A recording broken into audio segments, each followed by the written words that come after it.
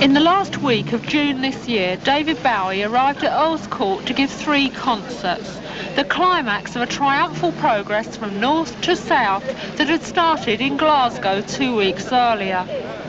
Many concerts were sold out the minute that tickets went on sale. Many of the fans that filled the cavernous exhibition hall had followed the hero through the tour, attending every concert. So followed him round from Newcastle, Stafford. What job do you do? I'm a sales assistant on a van. How do you fit it in with working? Well, I had to have a week's holiday. I was going to take a week off, but I didn't in the end. Well, most people on a week's holiday in the summer would go on holiday, and yet you're spending your time around Earl's Court. Yeah, this is what I'd rather do. Why did you travel so far to see David Bowie? There'd been programmes about him. It's the climax of my year to see Bowie. Yeah? That's it, yeah. Why is he so much better than everybody else? Well, he's just the tops. I can't explain. He's such a wonderful performer in every way. No other rock musician has this kind of intense relationship with his followers.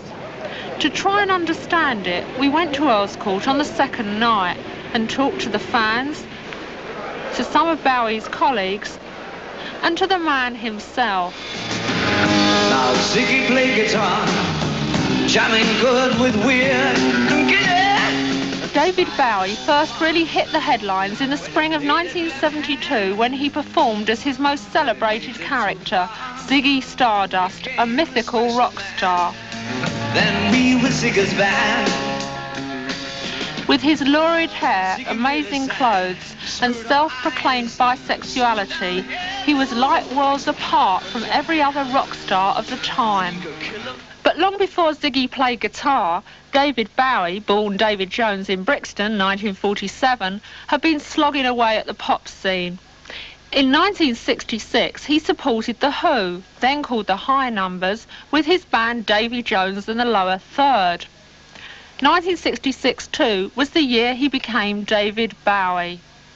He had decided that he would never be just another rock and roll singer, and since has always looked for ways of creating rock theatre, principally through a range of characters devised over the years, and starting with Major Tom, the luckless hero of his first successful single, Space Oddity, released in 1969.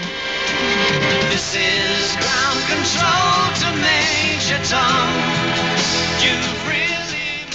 Space Oddity made David Bowie a star, but he found himself unable to cope with the hassles that accompany success in pop, and he retreated temporarily from the spotlight to run the Beckenham Arts Lab. For the next 8 years, he was to use his characters almost as a shield to hide behind, and fame and stardom are subjects that he has returned to again and again in his work.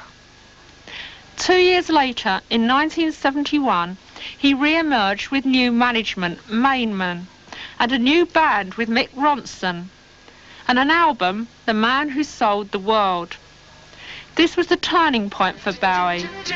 It was followed by Hunky Dory, released in December 71, well received by the critics. In the earlier days, when he had to make an impact to become well known, I think it was more contrived. I think he's balanced that out a lot more the older he's gone. But when you think that when I spoke to him in 71, I believe, and he was prepared to admit at that point that he was bisexual, that was quite remarkable. We all know that there are a lot of homosexuals in the pop music business who wouldn't dream of coming out with a statement like that. But he seemed to sense that his remark was right for the times, because we're entering a period where that kind of attitude and that kind of sexual ambiguity is considered quite normal. And I think he was both quite brave and intuitive when he said that. It was in 1972 that Bowie created his most famous and widely copied character ever. He gave him an album of his own, The Rise and Fall of Ziggy Stardust and the Spiders from Mars. It was the story of a rock star driven to suicide by success. Where Bowie's personality ended and Ziggy's began was difficult to tell, but thousands of fans latched onto the character instantly. Ziggy was his best character. Yeah? When you saw him do Ziggy on stage, what made you decide to look like that? Just brilliant. Just everything you could imagine. Just a dream, isn't it, really? What's your name? Ziggy Zowie. Well, what was it before? Oh, my real name is Mandy Laming, but that's a bit boring. Mandy? Laming. What made you decide to change it? Well, I've liked Dave Bowie for so many years, and I play in a group as well, so I thought I'd like to change it to something different. So, why choose his name? Well, I like doing everything he does. When it was the time of Ziggy, you know, that was the ultimate in 1973. No other person did sort of things like that, stage shows like that. Do you think he might change into a person you don't all like? I mean, he might come on stage? Never.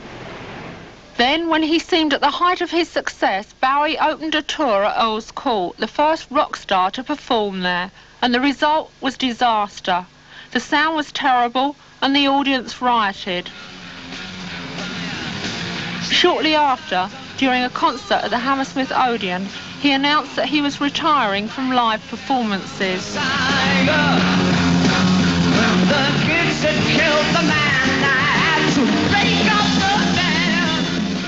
He declared that Ziggy had reached his peak and committed rock and roll suicide. Retirement, however, was brief. Prompted by the success of the oldies album Pin-Ups, Bowie made a private appearance at the Marquee Club, shot for American television and entitled The 1980 Floor Show.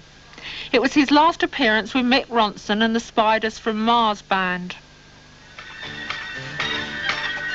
His preoccupation with the future was summed up in Diamond Dogs, released in 1974. A bleak, depressing vision. It was literally ahead of its time. I think he's made some stuff which has been uneven.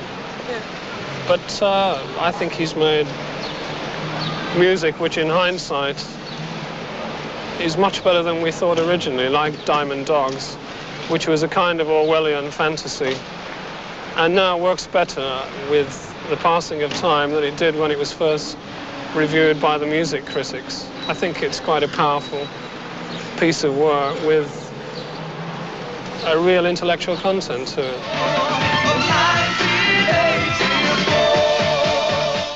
David Live was released as he went through a period of touring America and was in poor health.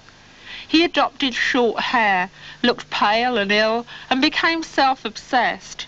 Then, in 1975, his Young Americans album, featuring a sound which he described as plastic soul, gave him his first American #1, Fame. The Young American changed into another character in January '76, the thin white duke of his album Station to Station. By now, punk was surfacing, and Bowie, through his music and extraordinary appearance, seemed like its godfather. He had been shocking people by dyeing his hair and experimenting musically for half a dozen years. Throwing darts in lovers' eyes.